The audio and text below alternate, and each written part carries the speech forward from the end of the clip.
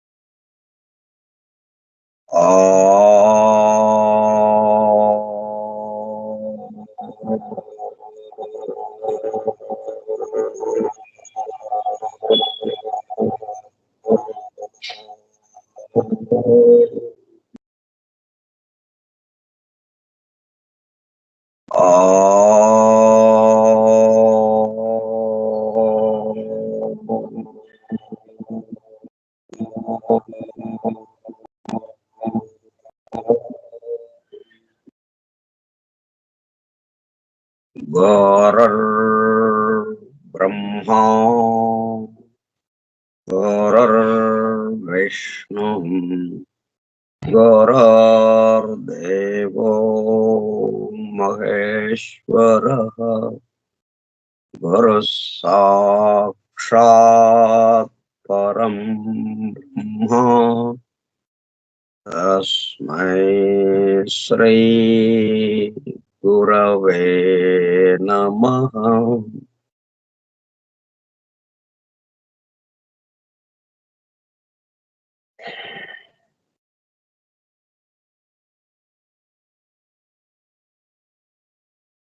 వాసుదేవ హల్లెలూయా. 31/3/2024 ఉదయం 10:15 జాఫ్రీ హడ్సన్ ద్వారా అందింపబడిన పరమాద్భుత దివ్య గ్రంథం the hidden wisdom in the holy Bible. నిగూఢముగా రహస్యముగా దాగి ఉన్న దైవమే పరిశుద్ధ బైబిల్ గ్రంథము.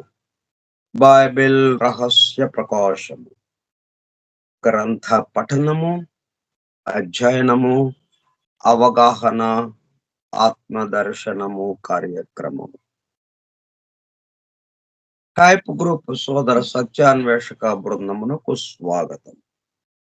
అందరకు నమస్కారం.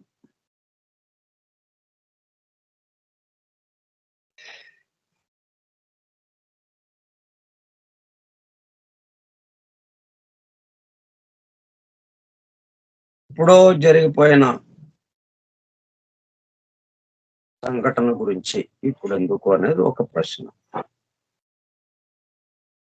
దానికి సమాధానం వెతుక్కునే ముందు అందరకు ఈస్టర్ శుభాకాంక్షలు.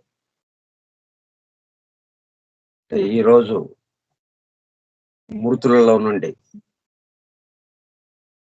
లేచిన పునరుత్థానము నొందిన దినము ఈరోజు. అలా మృతుల్లో నుండి లేచినది మనకు తెలిసి అక్కడ మనకు అందుబాటులో లేదు ఈ సంఘటన, ఇటువంటి సన్నివేశం. ఒక్క యేసుక్రీస్తులోనే ఇది జరిగింది. ఎప్పుడో జరిగింది, మనకి ఇప్పుడు అవసరమా? ఇప్పుడు మన చుట్టూ ఎన్నో రకాల సమస్యలు ఉన్నాయి, ఎన్నో రకాల విషయాలు ఉన్నాయి. వీటి గురించి చర్చించుకోకుండా ఇప్పుడు 2000 సంవత్సరాల క్రితం, 2000 దాటి వెళ్ళిపోయింది. ఎప్పుడో జరిగింది, జరిగిందో లేదో కూడా తెలియదు అన్నట్టుగా కొంచెం అనుమానం. చనిపోయిన కూడా లేవటం ఏంటి అనేది కూడా అనుమానం కదా.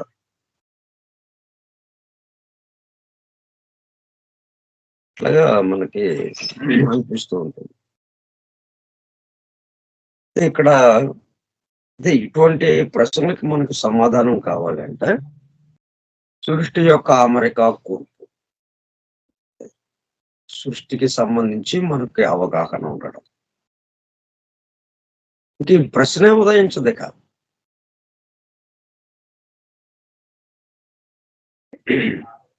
ఎందుకంటే ఈ సృష్టి సమస్తము ఎప్పటిదో తెలియదు. దీనికి ప్రారంభం ఉన్నట్టు ఉన్నట్టు తెలియటం లేదు. ప్రారంభం లేదు కాబట్టి అంతము ఉన్నట్టుగా లేదు. సాగుతూ ఉంది.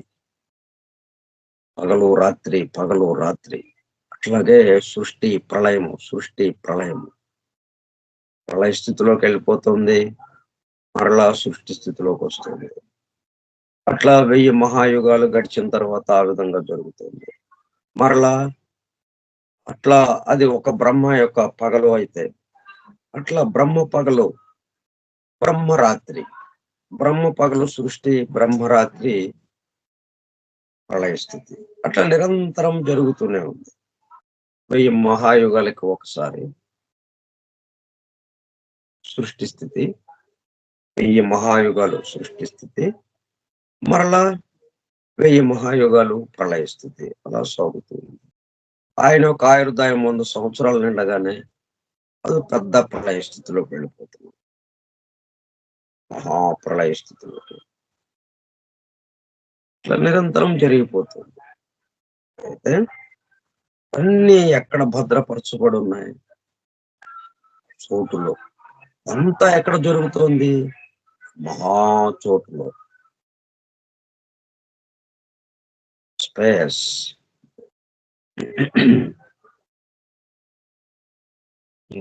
చోటులో ఇదంతా జరుగుతోంది. కాబట్టి ఎప్పుడుదైనా మనం ఈ క్షణంలో అవసరమైతే వినొచ్చు, చూడొచ్చు, వారితో మాట్లాడొచ్చు. అంత విలువ ఉంది మనకి.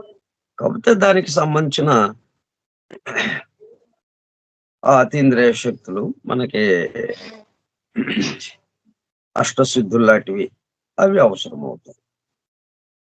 సరే, కొన్నాళ్ళు పోతే సైన్సే ఆ పని చేసి ఇప్పటికీ ఎన్నెన్నో అతీంద్రియ శక్తుల్ని, ఎన్నెన్నో అష్టసిద్ధులకి సంబంధించిన విషయాల్ని సునాయాసంగా మనకి సైన్స్ మనకు అందుబాటులోకి తీసుకొస్తుంది. అట్లాగే వీటిని కూడా తీసుకొచ్చే కాలం ఉంటుంది రాబోయే కాలాల్లో. ఈ సైన్సే వాటన్నిటిని తీసుకొస్తుంది. మనం ఎక్కువ శ్రమ లేకుండా సాధన, తపస్సు, ధ్యానము ఇటువంటివి చేసి ఆ అతీంద్రియ శక్తుల్ని సంపాదించడం, అష్టసిద్ధులు సంపాదించడం. అప్పుడు ఈ చోటుతో మనము అనుసంధానమై ఈ చోటులో ఉన్న రహస్యాలన్నిటినీ మనము తెలుసుకోవటం, చూడటం, వినడం, మాట్లాడటం వారితో. అవి ఆ పద్ధతిలో కాకుండా సైన్స్ మనకు అందుబాటులో తీసుకొచ్చి ఇట్లాగా కూడా వీలు అయ్యేటట్టుగా చేస్తుంది. అంటే తర్వాత ఏంటంటే భగవద్గీత బోధిస్తున్నాడు కృష్ణుడు అర్జునుడికి ఆ యుద్ధ రంగంలో. ఆ సన్నివేశాన్ని మనం ఇప్పుడు కళ్ళారా వీక్షించవచ్చు. మరి ఇప్పుడు మనం 2 సంవత్సరాల క్రితం ఇది మొదలు పెట్టుకున్నాం ఈ కార్యక్రమం, ఈ గ్రంథ అధ్యయనాన్ని. ఆ రోజు నుంచి ప్రతిరోజు చెప్పుకుంటూ వచ్చాం కొన్నాళ్ళ పాటు. అవన్నీ రికార్డ్ అయిపోయినాయి. ఈ రోజున మనం వినొచ్చు వాటిని. మరి ఎప్పుడో కదా మనం చెప్పింది 2 సంవత్సరాల క్రితం చెప్పుకున్నాం. మనము ఒక రోజున ఒకసారి చెప్పాం అంతే. అక్టోబర్ 1వ తేదీ 2021 సంవత్సరం.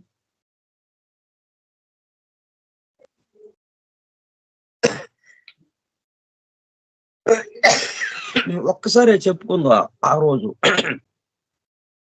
అట్లా రోజుకు ఒక్కసారే చెప్పుకుంటూ వచ్చాం. కానీ అవన్నీ రికార్డ్ అయి ఉన్నాయి. ఇప్పుడు మనం ప్రత్యక్షంగా వీడియో తీయలేదు కాబట్టి, లేకపోతే ప్రత్యక్షంగా మనం వీక్షించేవాళ్ళం. ఆ వింటున్న వాళ్ళని, ఆ చెప్తున్న వాళ్ళని వీక్షించడం కూడా జరిగేది. మనం దానికి సంబంధించి చేయలేదు కాబట్టి, ఓన్లీ ఆడియోనే చేశాము కాబట్టి మనం వినడానికి వీలుగా అది మనకు అందుబాటులో ఉంది.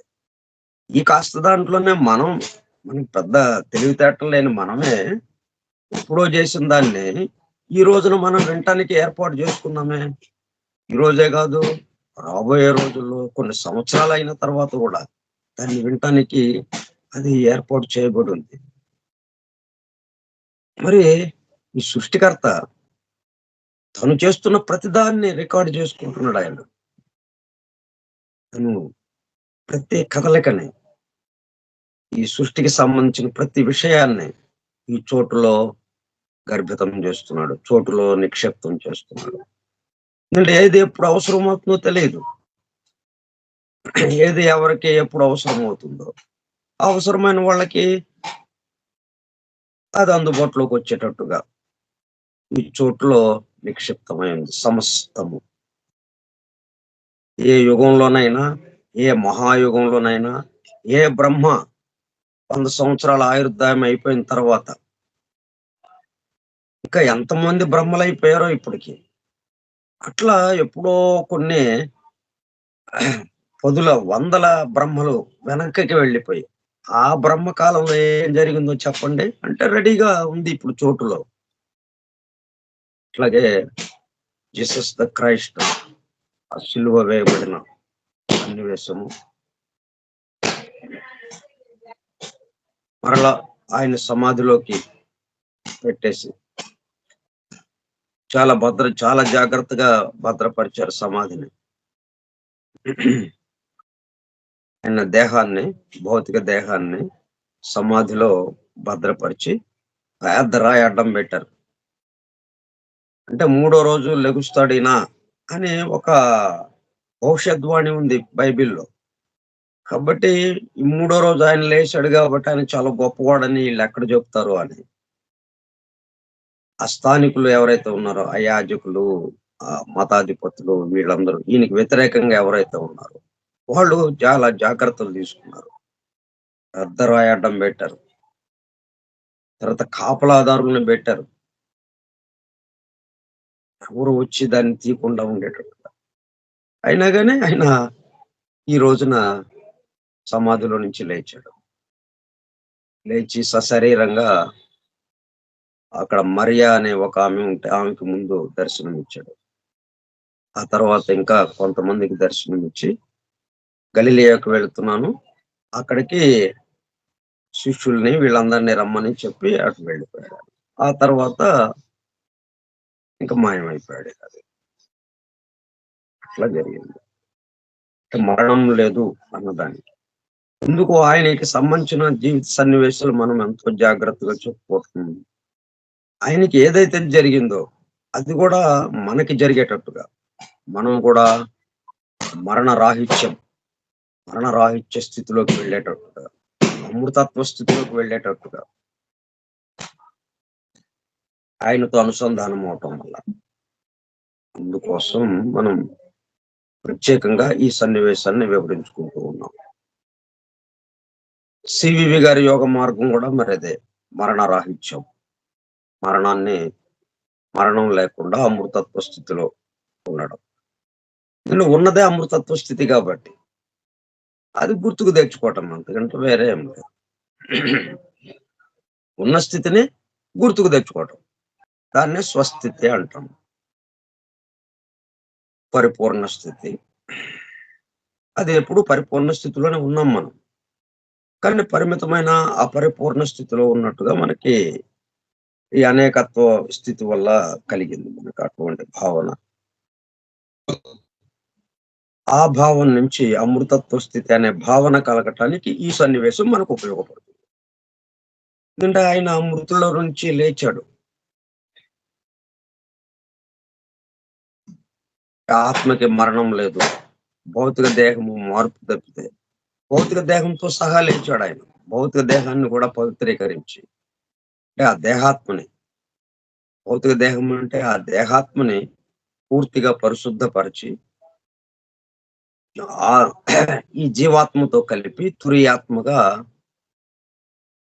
ఆయన సమస్తము వ్యాపించి ఉన్నాడు. ఇప్పుడు తురియాత్మగా ఇక్కడే ఉన్నాడు. ఈ చోటుల్లోనే అప్పటి నుంచి బాగా ఎవరైతే ఆయన కేసు చూస్తూ ఆయన్ని విశ్వసిస్తూ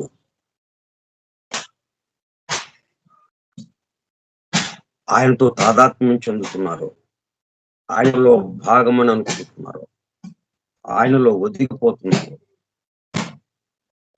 వాళ్ళ కోసం, అంటే వాళ్ళల్లో ఈ ప్రేమ, సేవ, త్యాగము భావాల్ని మేల్కొలపటానికి ఆయన ఈ చోటులో నిరంతరము వ్యాపించి ఉన్నాడు. ఎక్కడ జీసస్ ద క్రైస్ట్ అన్న మాట వినపడితే ఆ క్రీస్తు తత్వానికి సంబంధించి, క్రీస్తు తత్వం అంటే ప్రేమ, సేవ, త్యాగము. ఆ లక్షణాలు మనలో మేల్కొనేటట్టుగా, ఆ లక్షణాలు మేల్కోవటం అంటే పరిపూర్ణ స్థితి, అమృతత్వ స్థితి, మరణం లేని స్థితి. తను ఏ స్థితిలో ఉన్నాడో ఆ స్థితిలోకి మనల్ని తీసుకుంటాం. దానికి సంబంధించి ఇంకా కొన్ని విషయాలు మనం ఈ రోజు కూడా చెప్పుకుందాం. పునరుత్థాన పుణ్యదినం. ఎందుకంటే జాన్ వెస్లీ అన్న డాక్టర్ జాన్ వెస్లీ అన్న ఈ వ్యాసాన్ని రాశాడు. ఆయన ఆధ్యాత్మిక రచయిత, వక్త, క్రైస్ట్ వర్షిప్ సెంటర్ రాజమండ్రికి సంబంధించిన ఆయన.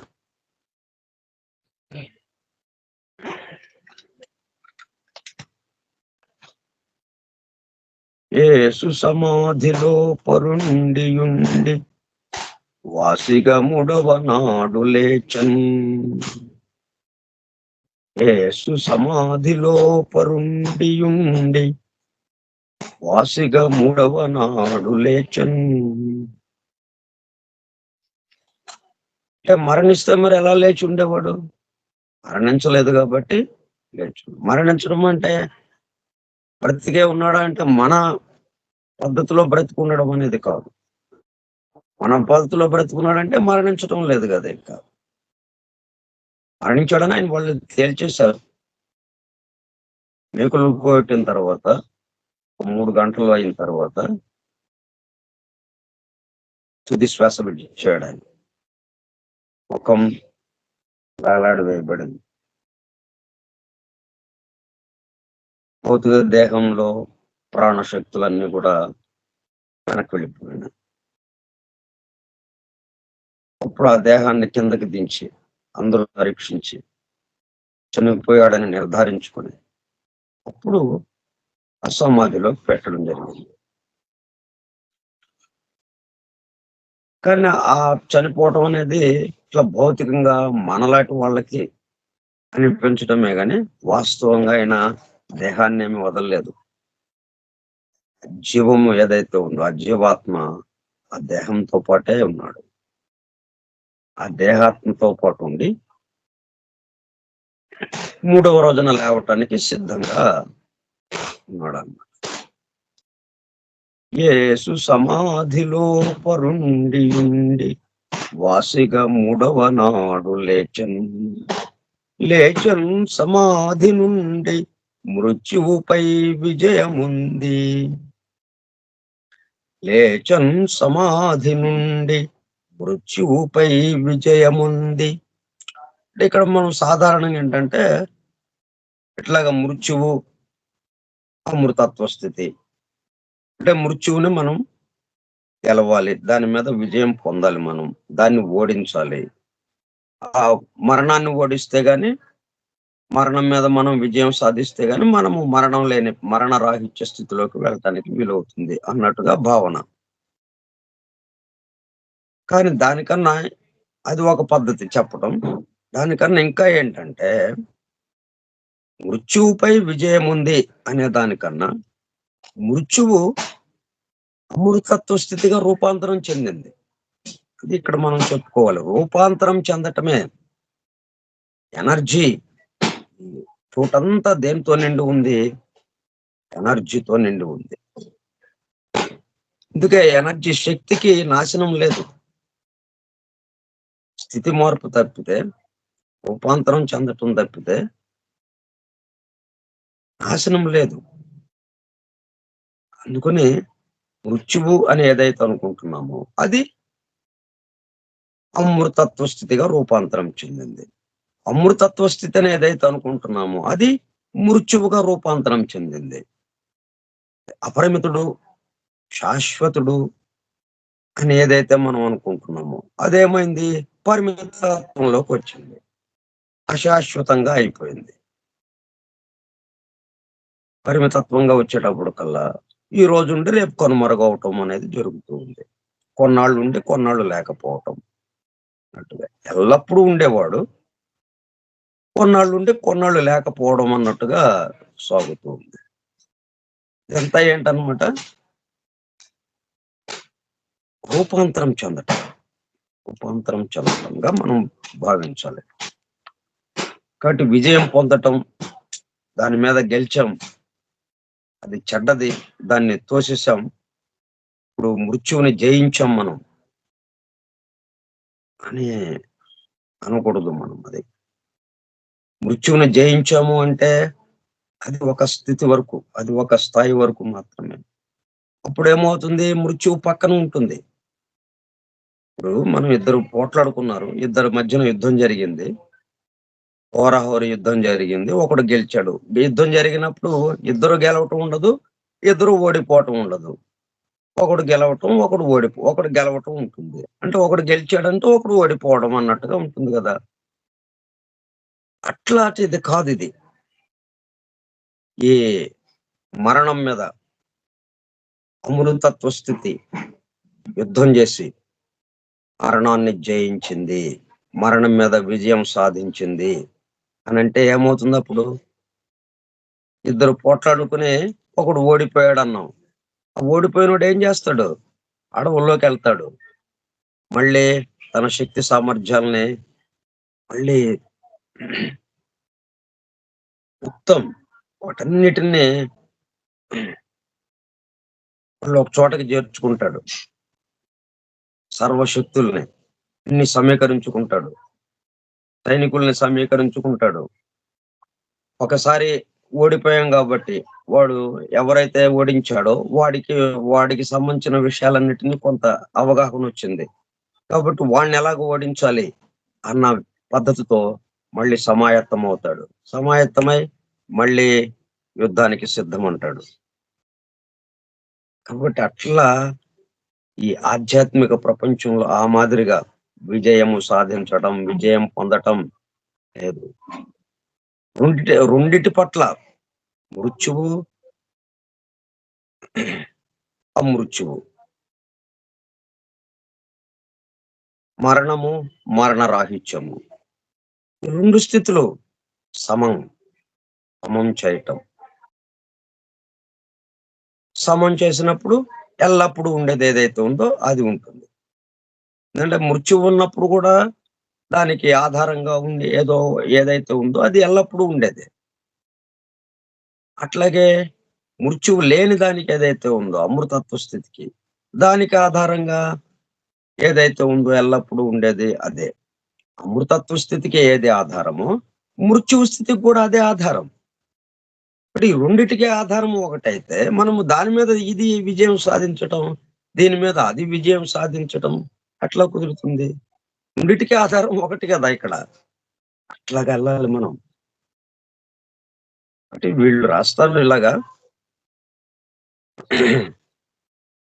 మనం ఏమందామంటే సమాధి నుండి లేచన్, సమాధి నుండి మృత్యువుపై విజయముంది, మృత్యు బంధములన్ నిత్యుండు త్రెంచన్, స్తుత్యుండు జయించన్, జయం జయం.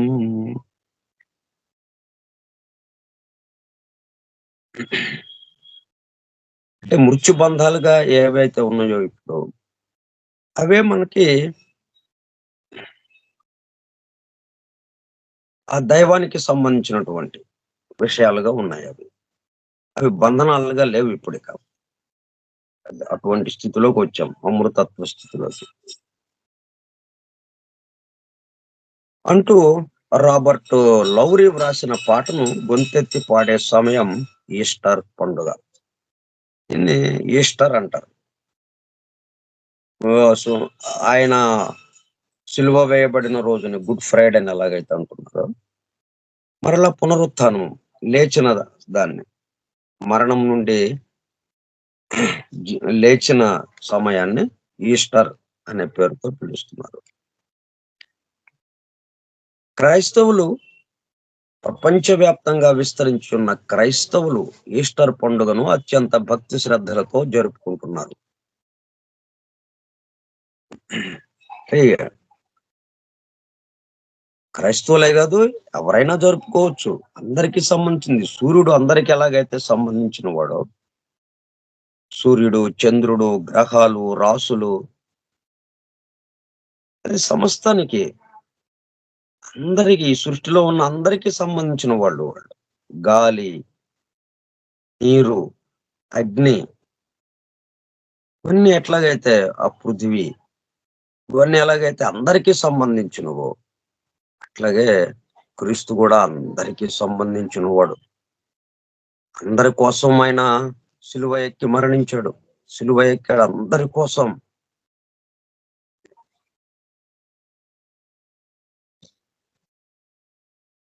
యేసుక్రీస్తు అత్యంత భక్తి శ్రద్ధలతో జరుపుకుంటున్నారు ఈస్టర్ పండుగను.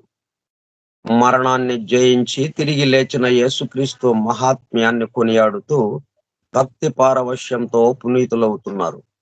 మరణపు మెడలు వంచి మరణ భయం నుంచి మానవుని విడిపించడానికి యేసు పునరుత్థానుడయ్యాడు. ప్రస్తుతం యెరూషలేములోని యేసు ఖాళీ సమాధి క్రీస్తు పునరుత్థానికి నిలువెత్తు సాక్ష్యంగా నిలుస్తుంది. మహిమాన్వితమైన ఆ చారిత్రక సంఘటన మనిషికి నిరీక్షణను, అపరిమితమైన ధైర్యాన్ని, మనోనిబ్బరాన్ని ప్రసాదిస్తుంది. అంటే ఎప్పుడైతే అందరము ప్రపంచవ్యాప్తంగా ఎక్కువ మంది ఒకే విషయం మీద దృష్టి పెట్టేటప్పటికల్లా, అప్పుడు అద్భుతమైన శక్తి అది ఉత్పాదింపబడుతుంది. ఆ శక్తి ఏమవుతుంది? శక్తి ఆ ప్రసారము ఆ సన్నివేశంలోకి మనల్ని తీసుకువెళ్తుంది. ఆ రోజులోకి తీసుకువెళ్ళి ఆయనతో మనల్ని కలుపుతుంది. అందుకోసం ఇట్లాగా మనం ప్రతి సంవత్సరం మరలా ఆ రోజుని పండుగలాగా జరుపుకోవటం. ఆ కాలంలో యేసు అనే ఒక మనుష్యుడు ఉండేవాడు. అతడిని మనుష్యుడు అని పిలవవచ్చునో లేదో తెలియదు. ఎందుకంటే అతడు అద్భుతమైన కార్యములు చేయువాడై ఉండి, మామూలు మనలాంటి మానవులు చేయలేని పనులు ఆయన చేసింది. మరి ఆయన జీవితం అంతా, ఆయన జీవితం అంతా 33.5 సంవత్సరాలు.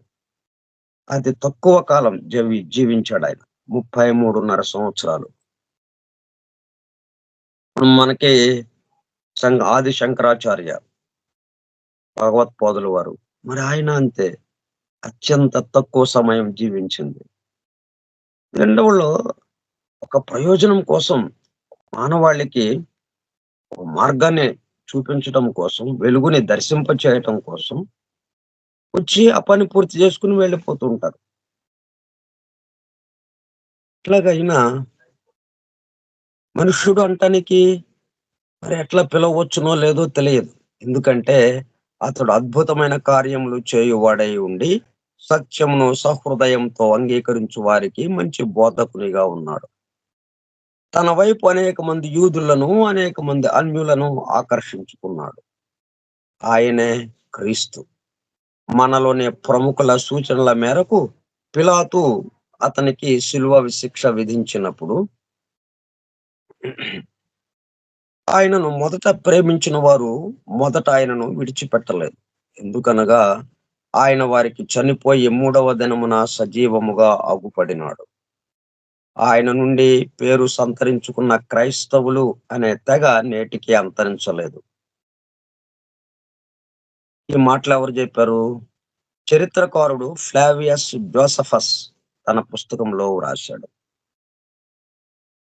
మనకి చాలా కాలం క్రితం జరిగిపోయింది కాబట్టి కృష్ణుడిదే జరిగిందా లేదా అన్నట్టు అనుమానం.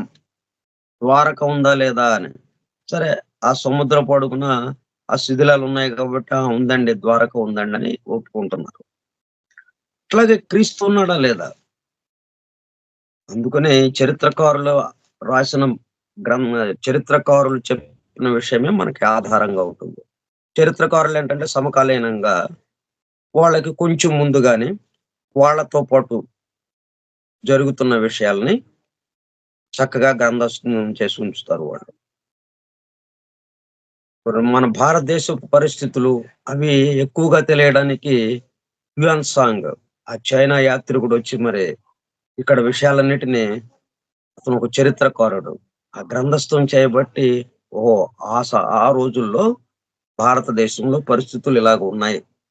రాజులు, రాజ్యాలు, ప్రజలు, వాళ్ళ సంప్రదాయాలు ఇట్లాగే వీటన్నిటిని గురించి ఆయన చక్కగా గ్రంథస్థం చేశాడు. అట్లాగే ఇప్పుడు క్రీస్తు గురించి ఈ చరిత్రకారుడు ఒకాయన ఫ్లావియస్ జోసెఫస్ తన పుస్తకంలో వ్రాశాడు. కాబట్టి నమ్మటానికి అవకాశం ఉంది. ఈయన ఒకడు ఉన్నాడు. మనిషిగా మన మధ్యన తిరుగాడాడు. అయితే మనకన్నా అద్భుతమైనటువంటి శక్తులు కలిగి ఉన్నాడు ఆయన. ఎందుకని అంటే తన చుట్టూ ఉన్న వారి కోసం, సమస్త మానవాళి కోసం, సమస్త మానవాళి పాప భారాన్ని తన మీద వేసుకోవటం కోసం, వాళ్ళ బంధనాల్ని నుండి విడిపించి మోక్ష స్థితిలోకి తీసుకువెళ్ళటం కోసం వచ్చాడు కాబట్టి. ఆయన రాసిన సంగతులు నేటికి చరిత్రకు ఆధారంగా ఉన్నవి. అలాంటి గొప్ప చరిత్రకారుడు యేసుక్రీస్తు జన్మను, మరణాన్ని, పునరుత్థాన్ని కూడా ధృవీకరించాడు. కాబట్టి ఇది నిజంగా, వాస్తవంగా, యథార్థంగా జరిగిందే. ఊహగా చెప్పింది కాదు. యేసుక్రీస్తు నిజంగా జీవించి, మరణించి, మృతులలో నుండి లేచాడన్న తమ దృఢ విశ్వాసము కొరకు వారు శ్రమపడి మరణించారు అని సుటోనియస్ అనే చరిత్రకారుడు రాశాడు.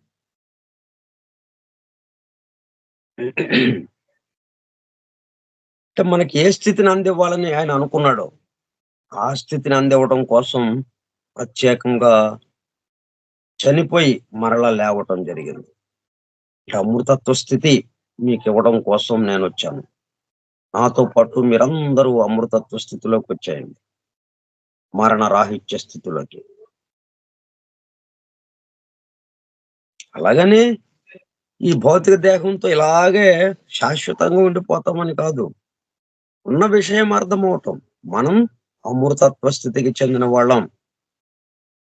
ఈ భౌతిక దేహం ఈ రోజుండి ఈ భౌతిక దేహం పరిపూర్ణం అవడం కోసం వచ్చింది. కాబట్టి అది కంటిన్యూ వరుసగా ఉంటే అది అభివృద్ధి చెందటానికి అవకాశం లేదు. పగలు నిరంతరము పగలే ఉంటే అది అభివృద్ధి చెందటానికి గాని, ఆ అలసట తీరి నూతన ఉత్సాహంతో మరలా ముందుకు వెళ్ళటానికి గాని అవకాశం ఉండదు. అందుకనే మనకి పీరియాడిసిటీ, లా ఆఫ్ పీరియాడిసిటీ, పర్యాయత్వ ధర్మం వచ్చినందుకు కొద్దిసేపు ఒకటి జరుగుతుంది. తర్వాత ఆగిపోతుంది. దాని స్థానంలో ఇంకొకటి అంటే ఆ విశ్రాంతి కోసం పని జరుగుతుంది.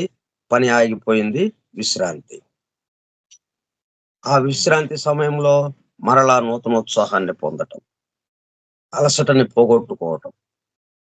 అలసట స్థానంలో నూతన ఉత్సాహంతో మరలా పనిని ప్రారంభించడం.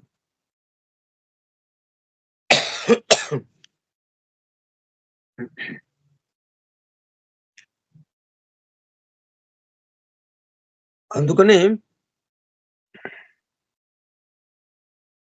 ఈ భౌతిక దేహం ఎప్పటి వరకు ఇది పరిపూర్ణమయ్యేదాకా మనకి వస్తూ ఉంటుంది. కొంత ఒక జన్మ సంబంధించి ఆ జన్మలో కొంత అభివృద్ధి చేయటం జరుగుతుంది. ఈ భౌతిక దేహానికి సంబంధించిన అణువులు కొన్ని పరిశుద్ధం చేయబడటం జరుగుతుంది. పరిపూర్ణ స్థితికి చేయటానికి దగ్గరవుతూ ఉంటుంది. మరలా విశ్రాంతి అంటే మరణం. అంటే ఆ దేహాణువులన్నీ మరలా అవి 7 భూతాలతో తయారైంది. ఆ 7 భూతాల్లోకి మరలా ఎక్కడ సర్దుకుంటాయి. కొన్నాళ్ళు విశ్రాంతి. మరలా జీవాత్మ రెడీ అవుతుంది. ఆ శిల్పి రెడీ అవుతాడు. విశ్రాంతి తీసుకున్నాడు శిల్పి. మళ్ళా నూతనోత్సాహంతో మరలా దీన్ని శిల్పాన్ని చెక్కడానికి సిద్ధమయ్యాడు. దాంతో ఆ శిల్పం మళ్ళీ ఆయనకు ఎదురుగా మొత్తం ఆ 7 ఎక్కడెక్కడైతే ఆ 7 భూతాల్లో కలిసిపోయిందో అవన్నీ మరలా ఒక చోట కూడుకొని అంత ముందు రోజు ఎక్కడైతే మనం ఆపామో అదే దాంతో అక్కడి నుంచి ప్రారంభించడానికి వీలుగా మన ముందు ఉంచబడుతుంది ఆ భౌతిక దేహం. ఇంకొక జన్మ ఇప్పుడు ఇది. ఇట్లాగా భౌతిక దేహం మారుతూ ఉంటుంది గానీ, భౌతిక దేహం గూడా మారటం గూడా లేదు మళ్ళీ. రూపాంతరం చెందుతూ ఉండటమే. ప్రస్తుతానికి ఆ మరణము అని ఏదైతే జరిగిందో, ఆ విశ్రాంతి కోసం ఎక్కడెక్కడ సర్దుకోవటం. మరలా పని సమయానికి ఒక చోట కూడుకోవటం. అట్లా జరుగుతుంది. కాబట్టి దానికి నాశనం లేదు. సృష్టిలో దేనికి కూడా నాశము, క్షయము, నశించిపోవటం లేదు. స్థితి భేదము తప్పితే, ఇది ఇంకొక దాంట్లోకెళ్ళిపోతుంది అంతే తప్పితే, ఇంకొక రూపంలోకి మారుతుంది. ఇంకో చోటకెళ్ళి కూర్చుంటుందది. అంత తప్పితే, ఇప్పుడు మనం స్పిరిట్ లెవెల్ ఉంది. వీళ్ళు తాపి పని వాళ్ళు వాడేది. నేల సమంగా ఉందా లేదా చూసుకుంటా ఉంటారు. దాంట్లో బుడగ ఒకటుంటుంది. ఆ బుడగ ఏంటి? అటు జరుగుతుంది. లేతే ఇటు జరుగుతుంది. లేతే ఖచ్చితంగా మధ్యలో ఉంటుంది. నేల ఎగుడు దిగుడుని బట్టి, నేల సమంగా ఉందా? ఎగుడు దిగుళ్ళుగా ఉందా? దాన్ని బట్టి ఆ బుడగ అటు ఇటు కదులుతుంటుంది. అంతేగాని బుడగ పోదు అన్నట్టుగా ఈ భౌతిక దేహం కొంచెం 7 భూతాల్లో కలిసిపోతుంది. పంచభూతాలని మనం అనుకుంటున్నాం. ఇంకా 2 భూతాలు మనకి తెలియాల్సిందుంది. ఆల్రెడీ ఉంది. ఆ 2 భూతాలు ఉన్నాయి. మనకి గమనికలోకి ఇంకా రాలేదు. కాబట్టి మనం 7 భూతాలు మనం చెప్పుకోవచ్చు. 7 భూతాల్లోకెళ్ళిపోతుంది. మళ్ళీ ఈ శిల్పి రెడీ అవ్వంగానే, జీవాత్మ రెడీ అవ్వంగానే విశ్రాంతి అయిపోయి, మరలా జన్మ తీసుకోవడానికి రెడీ అవ్వంగానే, అది సిద్ధమైపోతుంది. తల్లి గర్భంలోకెళ్ళిపోతుంది. తల్లి గర్భంలో పెరగటం మొదలుపెడుతుంది. అంతకుముందు దేహమే తల్లి గర్భంలో పెరిగేది. కొత్త దేహమేమి కాదు. అంటే మరణంతో ఆ దేహం పోయింది. మళ్ళీ కొత్త దేహం వస్తుంది అంటానికి లేదు. ఇక్కడ ఆ విషయాలన్నిటిని మనకి చెప్పడం కోసం మరణం లేదు. అంటే ఈ భౌతిక దేహం ఏదైతే ఉందో, ఈ దేహాత్మని పరిపూర్ణం చేసి, జీవాత్మతో కలిపి, ఈ దేహాత్మ, జీవాత్మ కలిసిపోయి తురియాత్మగా మారటం. ఇది కార్యక్రమం. తురియాత్మ అయిన తర్వాత, ఆ తురియాత్మగానే మనం ఇక్కడ అనేకత్వంలో జీవిస్తూ ఉండడం. అంటే ఇదే భూ దివిగా మారటం. ఈ భూమే దివిగా మారిపోయి, భూమిని దివిగా మార్చు అనేది ఏదైతే ఉందో, అట్లా ఆ ఎరుకతో మనం ఇక్కడ జీవిస్తూ ఉండడం. మరి యేసుక్రీస్తు జీవించాడు. రమణ మహర్షి జీవించాడు. కృష్ణుడు జీవించాడు. రాముడు జీవించాడు. అట్లాగా మనం జీవించాలి. అందుకోసం ఆయన మళ్ళా ఏం చేశాడు? తమ దృఢ విశ్వాసము కొరకు, అంటే మృతులలో నుండి లేచాడన్న తమ దృఢ విశ్వాసము కొరకు వారు శ్రమపడి మరణించారు అని సుటోనియస్ అనే చరిత్రకారుడు వ్రాశాడు. ఇతడు రోమా చరిత్రకారుడు. అంటే రోమన్ రాజ్యానికి సంబంధించింది కదా ఇది. అందువల్ల రోమా చరిత్రకారుడు. ఏడ్రియన్ అనే రాజు వద్ద అధికారిగా పనిచేసేవాడు. ఇక్కడ ఈ ఇవాళ ఈ విషయాలు ఎందుకు ఇస్తున్నాడంటే ఇది చారిత్రక ఆధారాలతో ఉన్నది. పూర్తిగా యథార్థంగా జరిగిన, వాస్తవంగా జరిగినటువంటి విషయం ఇది. ముందు అది తెలియాలి గదా మనకి. జరిగిందో లేదో ఊరికే నమ్ముదాం. జరిగిందో జరుగుంటుందేమోలే అని ఒక పక్కన కొద్దిగా అనుమానంతో. ఒక పక్కనేమో అనుమానం ఉంటుంది. అయినా గాని నమ్ముదాంలే అట్లా జరిగుంటుందిలే. అంటే పురాణ కథల్ని మనం విశ్వసించినట్టుగా. పురాణ కథలు జరిగుండవు అనేది మనకి గ్యారంటీ అన్నట్టు ఉంటుంది. పురాణ కథలు జరగలేదు గాని, జరిగినట్టుగా అక్కడ కథలు మనం చదువుతూ ఉంటాము. అట్లాగా ఒక కొంత అపనమ్మకము, కొంతేమో విశ్వాసము, కొంత నమ్మకముతో వీటిని ఇప్పటి వరకు అలాగ అంటున్నాం. అందుకని ఈయనేం జేశాడంటే, యథార్థంగా జరిగింది. చారిత్రకారుల యొక్క మొత్తం విషయాలన్నిటిని ఒక చోటకి తీసుకొచ్చాడు. ఏ చరిత్రకారుడు క్రీస్తు గురించి ఎట్లా రాశాడు. ఎందుకంటే చరిత్రకారులు అబద్ధం రాయరు. వాళ్ళు తమ సమకాలీనకంగా అంతకు ముందు విన్న విషయాలు, సమకాలీనకంగా తమ ఎదురుగా జరిగిన సంఘటనని వాళ్ళు ఉన్నదున్నట్టుగా యథార్థంగా గ్రంథస్థం చేస్తారు వాళ్ళు. గొప్పలుగా చేయటం గాని, లేతే తక్కువ చేయటం గాని, వాళ్ళకి ఇష్టం లేకపోతే తక్కువ చేయటం, వాళ్ళకి ఇష్టమైతే ఎక్కువ చేయడం, అలా చేయరు వాళ్ళు. చాలా నిష్పక్షపాతంగా, న్యూట్రల్‌గా సమస్థితిలో ఉండి వాటిని గ్రంథస్థం చేయటం జరుగుతుంది. కాబట్టి ఇప్పుడేంటంటే ఇది క్రీస్తుకి సంబంధించినటువంటి విషయము యథార్థంగా జరిగింది అని చరిత్రకారులు ఎవరెవరు ఎక్కడెక్కడ ఎట్లా రాశారో అవి వరుసలో మనకి చెప్తూ వస్తున్నాడు ఇప్పుడిక్కడ. అంటే మనం ఖచ్చితంగా నమ్మొచ్చు. కృష్ణుడి గురించి ఎలాగైతే మొత్తం చరిత్రకారులు చాలా మంది అంతకుముందు పరిశోధనలు చేసిన వాళ్ళు, పురాతత్వ శాస్త్రజ్ఞులు గాని వీళ్ళందరూ సరిగ్గా వాళ్ళకి అందుబాటులో లేకపోవటం వల్ల, ఆధారాలు లేకపోవటం వల్ల ఏమో అన్నట్టుగా చెప్పారు. ఇది జరిగిందో లేదో అన్నట్టుగా. కానీ ఆ తర్వాత మరలా జాగ్రత్తగా పరిశీలించి, ఆ చరిత్రకారులు రాసిన గ్రంథస్థం చేసినటువంటి ఆ విషయాలను ఆధారంగా చేసుకొని, మన కంటికి ఎదురుగా ఈ అరేబియా సముద్రం అడుగున ఆ ద్వారకా నగరం కంటికి కనిపిస్తోంది. సముద్రపు అడుగున. ఇప్పుడు మనం నమ్మటానికి ఓహో! నిజంగా జరిగిందనమాట ఇది అన్నట్టుగా. అట్లాగే క్రీస్తు గురించి కూడా నిజంగా జరిగిందిది. హేడ్రియన్ అనే రాజు వద్ద అధికారిగా పనిచేసేవాడు. చరిత్రకు సంబంధించిన విషయాలను స్పష్టంగా తన వ్రాతలలో పొందుపరిచాడు. రోమన్ చక్రవర్తులైన జూలియస్ సీజర్ నుండి డొమేషియన్ వరకు గల 12 మంది చక్రవర్తుల జీవిత చరిత్రలను వ్రాశాడు. ఎవరు ఈయన? సుటోనియస్ అన్నాయన. అట్లాగే క్రీస్తు గురించి కూడా రాశాడన్నమాట. 12 మంది చక్రవర్తులు జూలియస్ సీజర్ మొదలుకొని డొమేషియన్ వరకు కూడా 12 మంది చక్రవర్తుల జీవిత చరిత్రలను రాశాడు. రోమా సామ్రాజ్యంలోని రాజకీయాల గూర్చి, కవులను గూర్చి, సామాన్య ప్రజలను గూర్చి చాలా విషయాలు వ్రాసి భద్రపరిచాడు. మొదటి శతాబ్దంలో రగిలిన ఉజ్జీవాన్ని, సంఘం పొందిన శ్రమలను, ధైర్య విశ్వాసాలతో పరిస్థితులను ఎదుర్కొన్న దేవుని ప్రజల పరిస్థితిని సుటోనియస్ వివరించుట ద్వారా ఆ రోజున యేసుక్రీస్తు ఎందుకు అవతరించాల్సిన అవసరం వచ్చింది? కృష్ణుడు ఎందుకు అవతరించాల్సిన అవసరం వచ్చింది? రాముడు ఎందుకు అవతరించాల్సిన అవసరం వచ్చింది? అప్పుడు పరిస్థితులు మనకు గనక తెలిస్తే వాటిని ఆ పరిస్థితులను చక్కదిద్దటానికి అంటే ధర్మజ్ఞాని జరిగినప్పుడల్లా నేను అవతరిస్తుంటానని కదా భగవద్గీతలో చెప్పింది.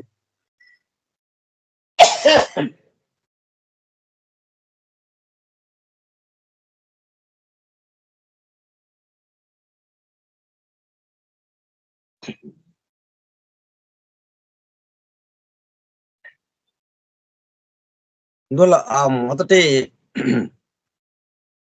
క్రీస్తు శకం మొదటి 100 సంవత్సరాల్లో క్రీస్తు జన్మించిన దగ్గర నుంచి ఉన్న క్రీస్తు జన్మించడానికి ముందున్న పరిస్థితులు, ఆ పరిస్థితులే క్రీస్తును జన్మ తీసుకోవడానికి ప్రేరణ కలిగించిందనమాట.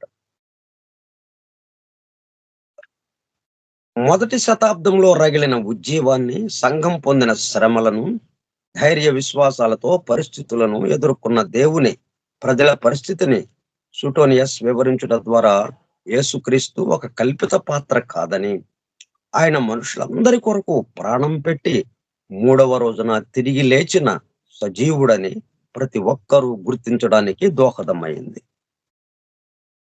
ముందు ఇది గ్యారంటీ, ఇది ఖచ్చితము, ఇది యథార్థంగా జరిగింది అనంటే అప్పుడు మనకున్న నమ్మకం ఏమవుతుంది? మరింత దృఢమవుతుంది. మనకున్న విశ్వాసము మరింత దృఢమవుతుంది. లేకపోతే సగం సగంగా ఉంటుంది.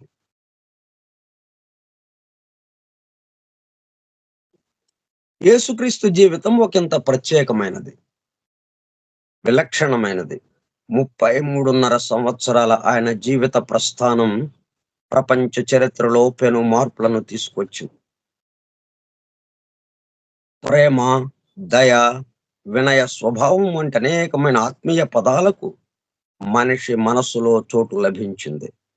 ఒక వ్యక్తి గెలుపు బాటలో అప్రతిహతంగా దూసుకుపోవాలన్నా, పరీక్షా ఘట్టాలను, గడ్డు సవాళ్లను అధిగమించి కీర్తి కిరీటం దక్కించుకోవాలన్నా పరమాత్ముని బాటలో నడవాలని క్రీస్తు బోధించాడు.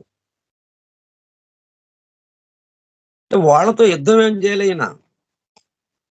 చక్రవర్తులు, రాజులు యుద్ధం చేసి వాళ్ళని గెలిచి, వాళ్ళని సింహాసనం మీద నుంచి కిందకి దించి, ఈయన సింహాసనం ఎక్కి ఈయన పరిపాలించడం చేయలేదు.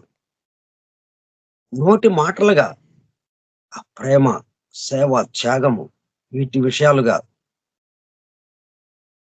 అందరిని హక్కున చేర్చుకుంటూ, ఎవరినైతే దూరంగా పెట్టారో సమాజం, ఆ రోజుల్లో సమాజం ఎవరినైతే దూరంగా పెట్టారో వాళ్ళని హక్కున చేర్చుకుంటూ, మరి గాంధీ ఏం చేశాడు? అస్పృశ్యత నివారణ ఉద్యమం లాగా తీసుకున్నాడు. ఈ రోజంటే మనకు తెలియదు. అందరము కలిసి హాయిగా తిరుగుతున్నాం. ఆ రోజున సగభాగం, సమాజంలో సగభాగం దూరంగా పెట్టబడింది. వాళ్ళని అంటుకోవటానికి లేదు అన్నట్టుగా అస్పృశ్యులుగా దూరంగా నెట్టివేశారు వాళ్ళని. వాళ్ళ కోసం ఆయన గాంధీ మహాత్ముడు ఆ అస్పృశ్యత నివారణ కోసం ఒక ఉద్యమం లాగా చేశాడాయన. అయితే అట్లాగే చేశాడు. ఆయన యుద్ధం చేయలేదు. మనసులో మార్పు తీసుకురావటానికి ప్రయత్నం చేశాడు. తన యొక్క ప్రేమ, సేవ, త్యాగము గుణాల ద్వారా. ఇక మిగతా విషయాలు మనము వచ్చే గురువారం నాడు చెప్పుకుందాం. ఇంకా కొన్ని విషయాలున్నాయి ఈ పునరుత్థానికి సంబంధించి. వచ్చేసారి గూడా అవే చెప్పుకుందాం.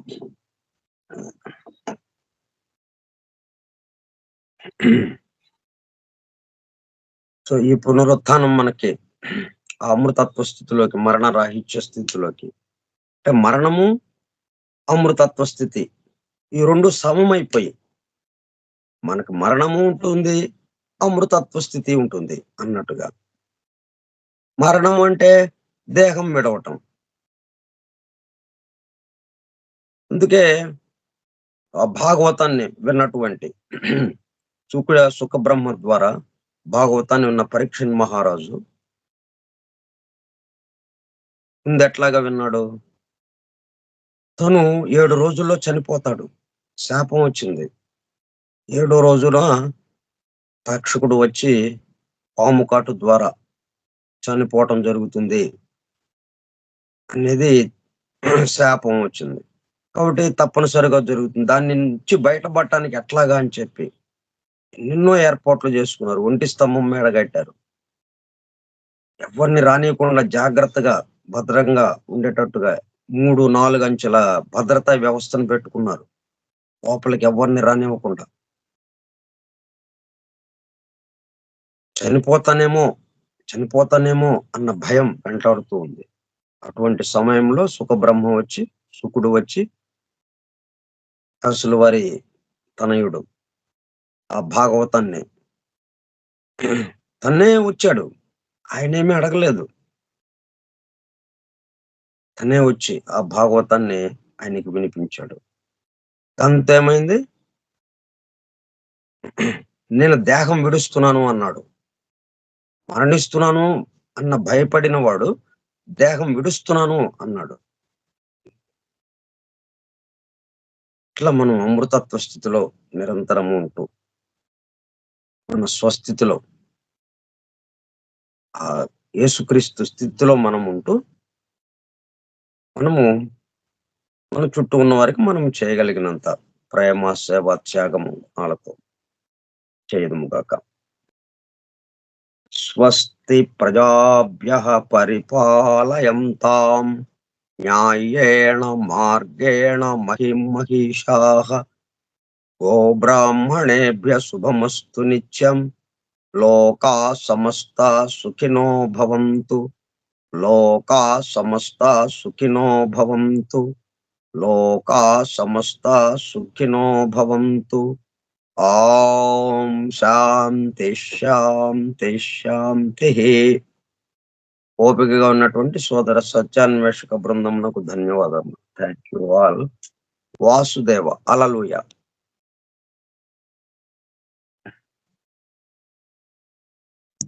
Thank you sir. ఇవాళ వాయిస్